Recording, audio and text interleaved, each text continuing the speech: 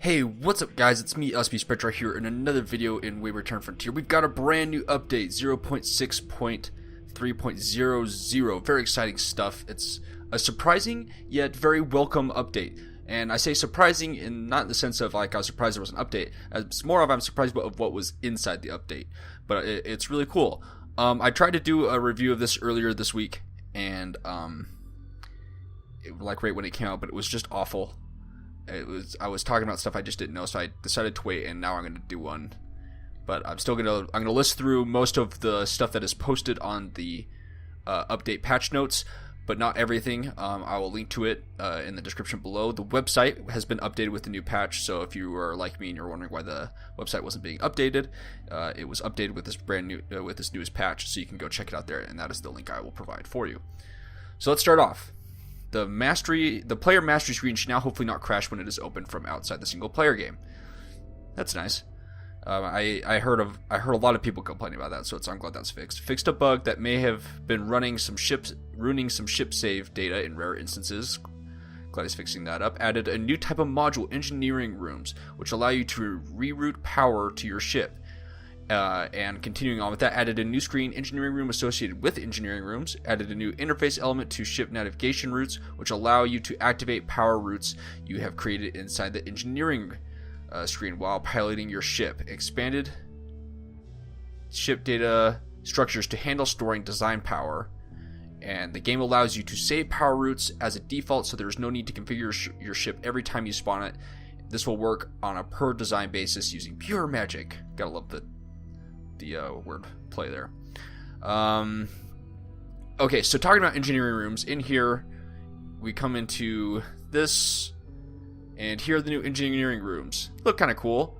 Very standard looking engineering room with like computers and displays and stuff. But it looks nice.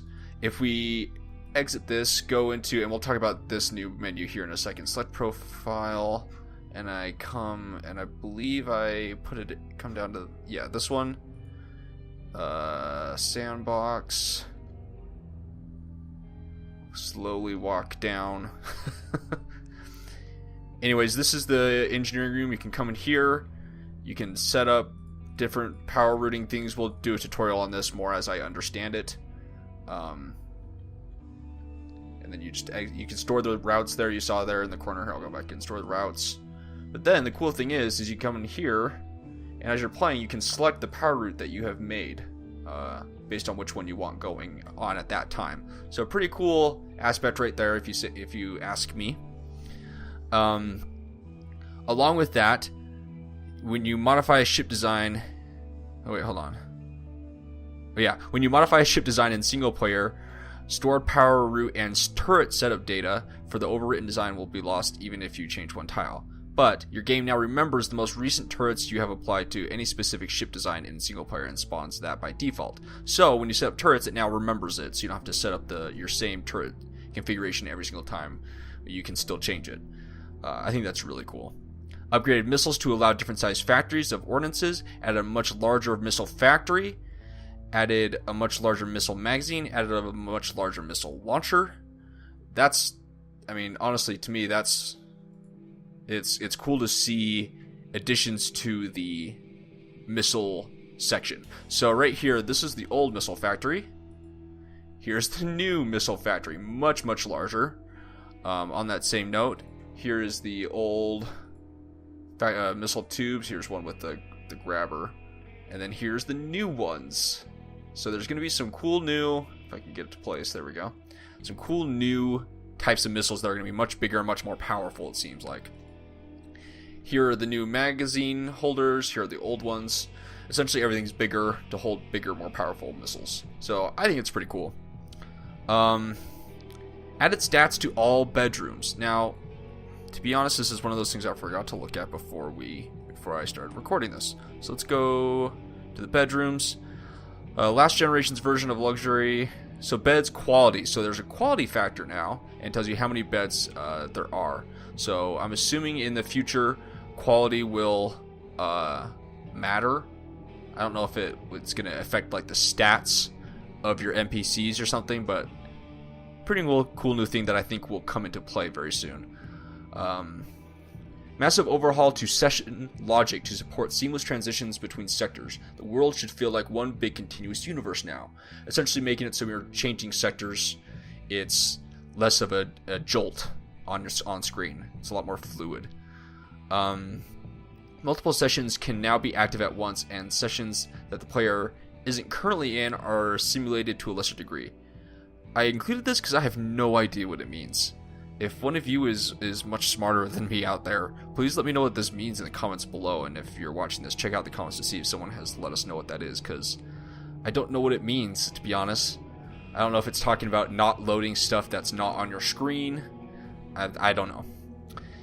Increase the number of blueprints offered in the SSC blueprint shops to slightly increase the chance of finding the one you want, and ease the burden of the grind. That'll be nice for when you go to try to get all the parts you need to build the ship you want in single player. Added better inventory debugging. Now instead of giving you a random item, it'll offer you a selection of random items to choose from. Not sure what that is. I'm assuming it has to do with loot in like abandoned stations and stuff, but I'm not 100% sure. Added a series of new procedural backdrops designed by Jan to make your eyeballs explode. They interact very nicely with seamless session boundaries. Now, in between me showing you things quote-unquote live in the recording, I should be showing in the background these new backgrounds, which I think are beautiful and stunning, and they really do look amazing, and they feel very dynamic. It doesn't feel like just a JPEG sitting in the background. Added a chance for NPC agents to show up in bars and ask the player for a ride. Procedural NPC taxi missions allow you to get credits blueprints from transporting NPC agents between neutral stations. NPC agents that don't have portrait artwork will now load default missing artwork. Added some new portraits for generic NPC agents. Added a standard way for quests to be given to give items as rewards. Settings screen. Okay. Added a new type of mission, assassination, available from shady dealers who sometimes show up in bars at random stations. So, all of that means we have a really cool new mechanic that I had no idea was coming. You can now get quests from NPCs in the bar. There's a new reason to go to the bar besides trying to find a new NPC for your crew. You can now do essentially little bounties. You can take people to other stations. You can go kill somebody that somebody's put up an actual bounty for. I think that's really cool and dynamic, and gives me a new reason to want to go into stations besides trading, and gives me another reason to go into the bar. I think that's a cool thing to add to the game, and I think it's going to make this game feel a little more complete and a little more immersive. Settings screen now displays the name of the graphics adapter currently being used to render the game. This will help those of you who are having trouble with graphics like I am. I've had all sorts of trouble, and the only thing that solved it was doing in this really crappy window mode before. But this update seems to have fixed that completely. Light shafts have been disabled and removed from the settings screen. Optimized terrain collision with beam weapons while in travel drive and from bullets. So collision is more optimized and should happen a lot cleaner. Optimized world's async update grid unloading quite significantly. It should no longer slow down as more of the universe is explored. So essentially, the more of the universe that you have seen and exists, it will not slow down your game in reference to how much you've explored. So that'll be nice. Leaving the ship navigation screen no longer unlocks the current target. I'm not sure how I feel about that, because I feel like I've had a hard time unlocking from the target a lot. Mastery. So we'll have to see how much I personally like that, but I'm sure a lot of people like that. That way, if you're going to check on something, you don't have to relock on. So it does have good things, but I don't know, it might slightly bug me a little bit. Mastery talent architecture made less stupid to allow some bugs to be fixed and other features to be made.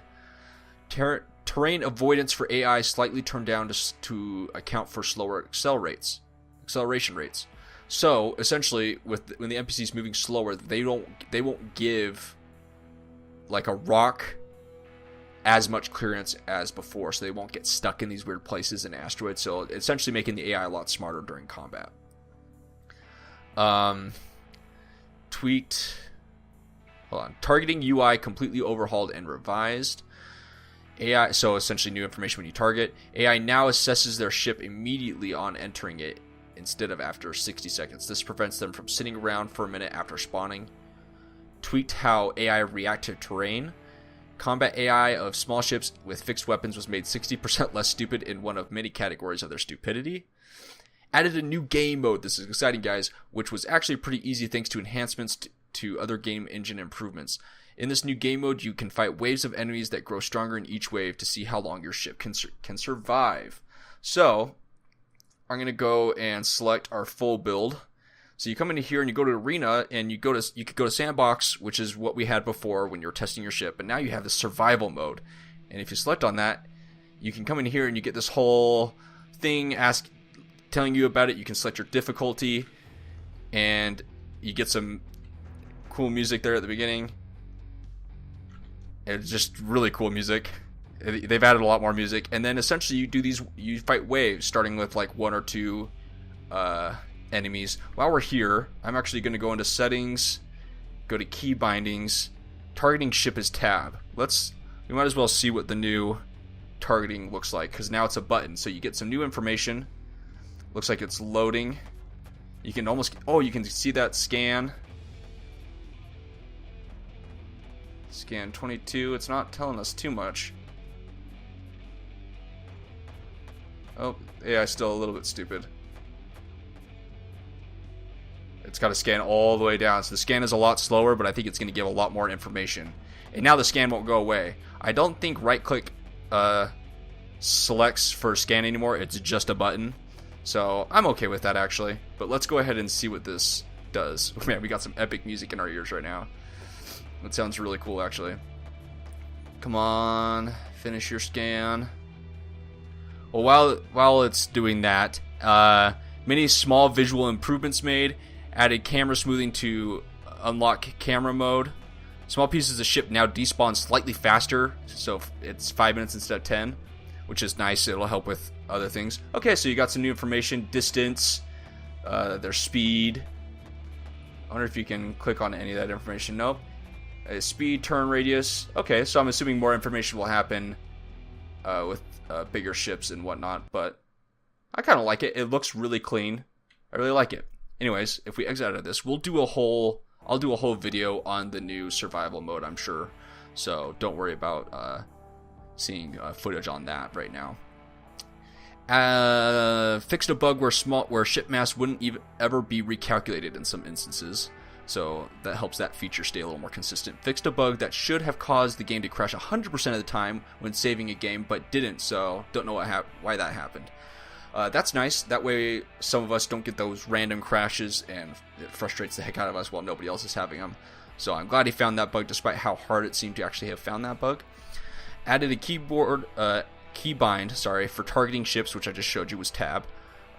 Engine output can now be boosted by engineering rooms up to double output. That's pretty cool. So for running away, for traveling, that's pretty darn cool if you ask me.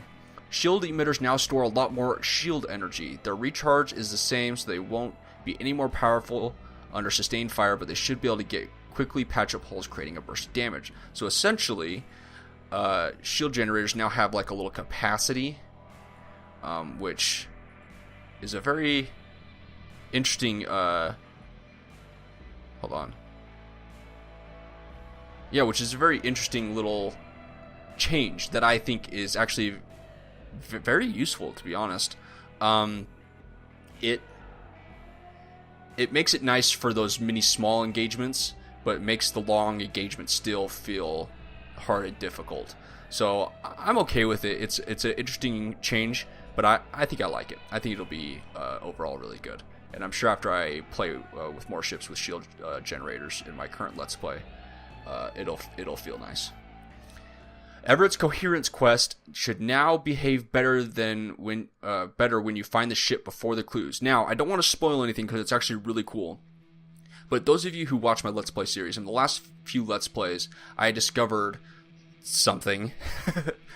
And I discovered the second half of it first. And so I'm curious as to whether this may fix that issue for me. A lot of you in the comments, I think Dazgard was one of them, has said that the latest patch kind of broke it a little bit more. and I don't know if he's talking about this one or the previous one, but either way, I'm curious to see if this may have fixed it or if it's too late for my save, but in the future it's fixed.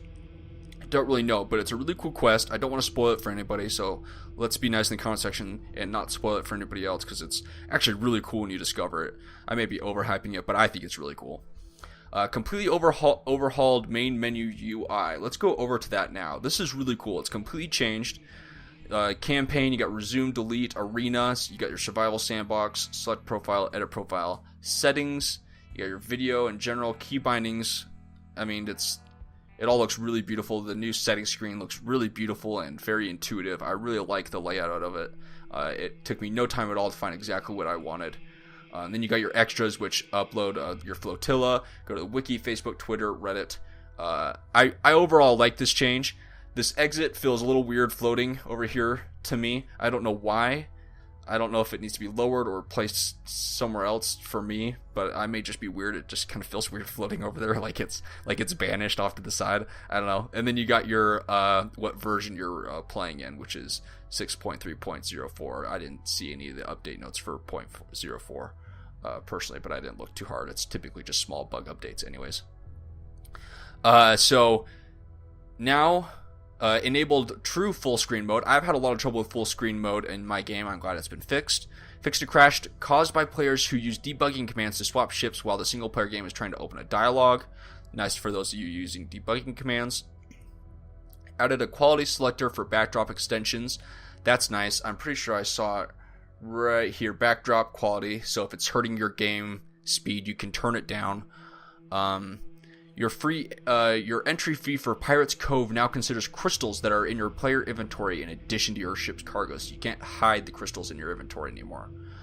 You may no longer trigger the Pirate's Cove entry event if you're flying over the zone and travel drive, so you actually have to stop and interact. It doesn't just stop for you. Fixed a bug where particles were being updated while the game was paused. Added some more conditions to prevent sustained targeting of items that no longer exist. That might fix my issues with the targeting system. Different type of missiles now cost different amounts to produce from factories. So, balancing and tweaking, that should help. Your crew now always leaves their airlocks open for you when flying a ship. So if you put your NPC in another ship, it will no longer lock you out of the ship. You can dock with it again with no problem at all. Added missile mastery in all of its glory. Feel free to check out the entirely new tree added to the mastery page. Numbers and values were made in a hurry and should not be considered final. So if we hop in here, I've hopped into this ship. If we go into the mastery, it loads up. Now we have missiles. There's a lot of cool things like changing how fast the missile arcs, to how long it'll fly for, to lots of different cool things. I mean, sometimes it doesn't consume ammo, changing how the missile factories work. There was one I really kind of thought was cool. Missiles now orient themselves towards their target before starting their engines. I really like that one. I think that one sounds cool. But there's a lot of other really cool ones, and the wording in them are actually kind of funny in some of them, and I really like it. Not to mention, I don't remember there being an emitters one, but maybe I just hadn't looked at the mastery page very hard. But now you've got emitters, so you have one for every single page. I may have just been blind and not seen that, but it's there now. So lots of work was done on windowed mode, borderless mode, and full screen mode to make switching resolutions a little less terrible. Again, another fix for my awful full screen issues that I was having. It was driving me nuts. It was so hard for recording, but I'm so glad it's fixed now because it all works great. And then added a new music track to the orange zone. So some new music, all is amazing. Overall, I would say this update has been a very nice one.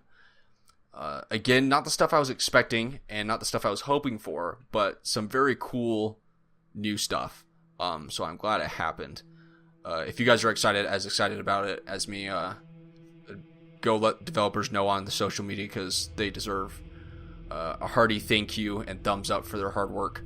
And I hope you enjoyed my review. If you found it useful, or you have anything you'd like to add to it, please leave it in the comment below. Feel free to check out my Steam group page. It's the little kind of community site I've set up for my channel. If you feel like you can get updates about the channel, feel free to check out my Let's Play series that I have going in this game. I've finally set up a good playlist for it and fixed my mess of a playlist system that was happening. And other than that, I will see you guys in the next video. See ya!